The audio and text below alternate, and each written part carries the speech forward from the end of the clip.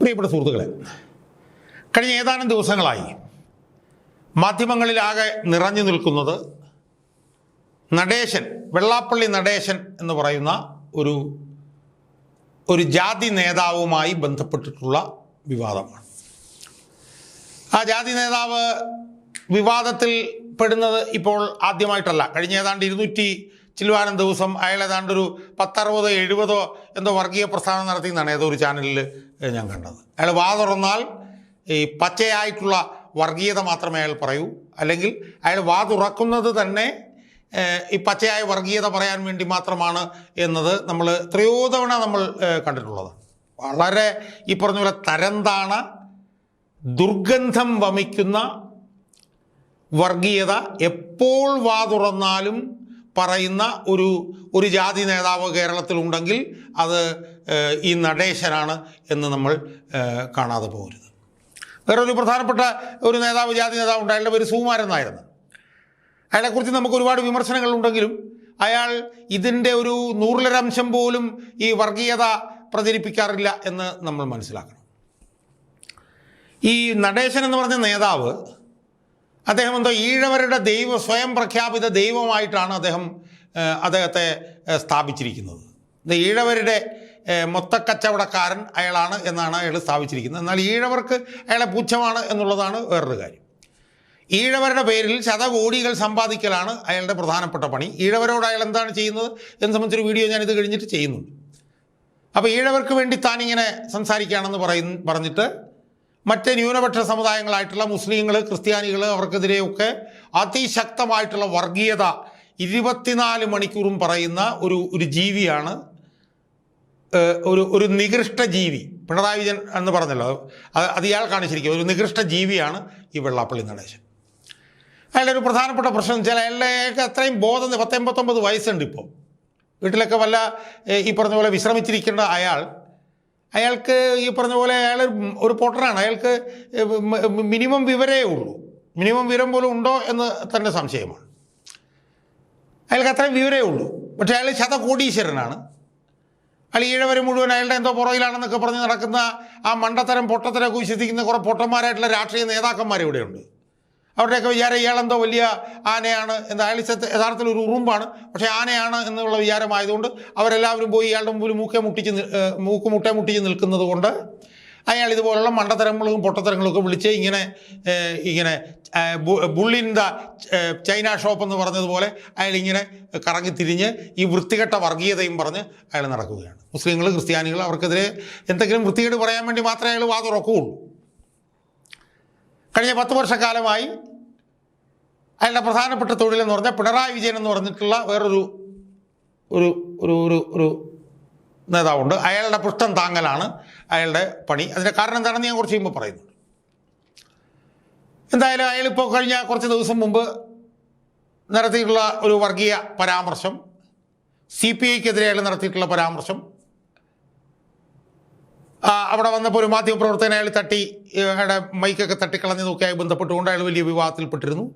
അതിനെക്കുറിച്ച് ചോദിക്കാൻ ചെന്ന മാധ്യമപ്രവർത്തകരെടുത്തൊരു മാധ്യമപ്രവർത്തകനെ അയാൾ തീവ്രവാദി എന്ന് വിളിച്ചു.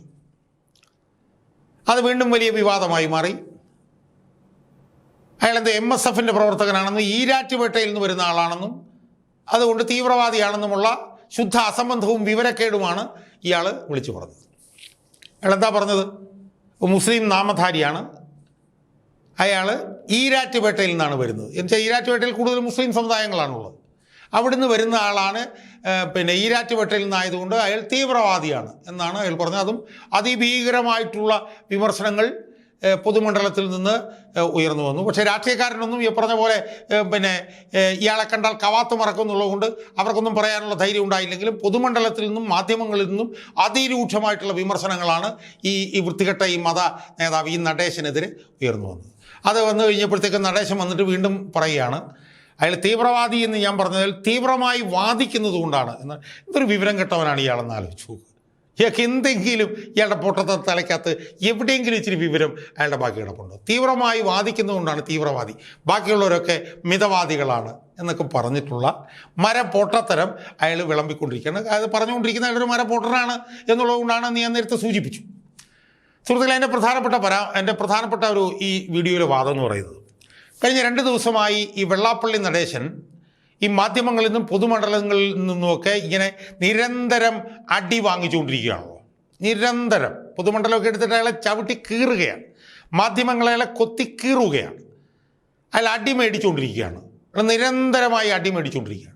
പക്ഷേ അടിയുടെ എല്ലാം പാട് അയാളുടെ കരണത്തല്ല കാണാൻ നമുക്ക് കഴിയുന്നത്. അത് സാക്ഷാൽ പിണറായി വിജയൻ്റെ കരണക്കുറ്റിയിലാണ് ആ പാടെല്ലാം കാണാൻ കഴിയുന്നത് എന്നാണ് എനിക്ക് സൂചിപ്പിക്കാനുള്ളത്.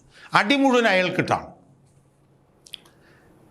ഇപ്പോൾ ഞാൻ കേട്ടിട്ടുണ്ട്, എൻ്റെ ഒരു ബന്ധു പിന്നെ ഒരു പ്രായമായൊരു വനിതയുണ്ട്. അവർ അവരുടെ സഹോദരന് ഭക്ഷണം കൊടുക്കുമ്പോൾ അവർ പറയാറുണ്ട് അത്രേ, അവരുടെ വയറാണ് നിറയുക എന്ന്. അത്രയ്ക്ക് സ്നേഹമാണ് അവർക്ക് സഹോദരനോട്. ആ സഹോദരൻ നല്ലപോലെ ഭക്ഷണം കഴിച്ചുകൊണ്ടിരിക്കുമ്പോൾ എൻ്റെ വയറാണ് നിറയുന്നത് എന്ന് എൻ്റെ ബന്ധുവായിട്ടുള്ള ഒരു പ്രായമായിട്ടുള്ളൊരു വനിത പറഞ്ഞതുപോലെ ഈ വെള്ളാപ്പള്ളി നടേശനെ ജനങ്ങളും പൊതുമണ്ഡലങ്ങളും മാധ്യമങ്ങളും ഒക്കെ കർണക്കുറ്റിക്കിട്ട് പടയെന്ന് അടിച്ചുകൊണ്ടിരിക്കുമ്പോൾ അടിയുടെ ശബ്ദം കേൾക്കുന്നത് പിണറായി വിജയനാണെന്നും അടിയുടെ പാട് പിണറായി വിജയൻ്റെ കർണക്കുറ്റിയിലാണ് ഉണ്ടാകുന്നത് എന്നുമാണ് എനിക്ക് സൂചിപ്പിക്കാനുള്ളത്. അതിൻ്റെ കാരണം എന്താ? അതിൻ്റെ കാരണം ഈ കാശിന് കൊള്ളാത്ത ഈ ജാതി നേതാവിനെ, ഈ അഴിമതിക്കാരനെ, ഈ ശരീരത്തിൽ തല മുതൽ കാല് വരെ എല്ലാ കോശങ്ങളിലും അഴിമതി മാത്രമുള്ള ഈ അഴിമതിക്കാരനെ കഴിഞ്ഞ കുറേ കാലമായി താങ്ങിപ്പിടിച്ചുകൊണ്ട് നടക്കുന്ന നേതാവ് കേരള മുഖ്യമന്ത്രി പിണറായി വിജയനായതുകൊണ്ടാണ് അവിടെ അടിക്കുന്ന അടിയുടെ പാട് ഇവിടെയാണ് വരുന്നത് എന്ന് ഞാൻ പറയും. നമ്മളെ ഓർത്ത് നോക്കിയേ, എത്ര തവണ നമ്മൾ കണ്ടു, എത്ര തവണ ഇയാളെ പുകഴ്ത്തുന്നത് നമ്മൾ കണ്ടു, എത്ര തവണ ഇയാളുടെ കൈ പിടിച്ച് പൊക്കുന്നത് നമ്മൾ കണ്ടു, എത്ര മന്ത്രിമാർ ഇയാളുടെ മുമ്പിൽ പോയി മുട്ടയെ മുട്ടിക്കുന്നത് നമ്മൾ കണ്ടു, എന്തുമാത്രം തവണ ഇയാളെ പുകഴ്ത്തി സംസാരിക്കുന്നത് കണ്ടു പിണറായി വിജയൻ.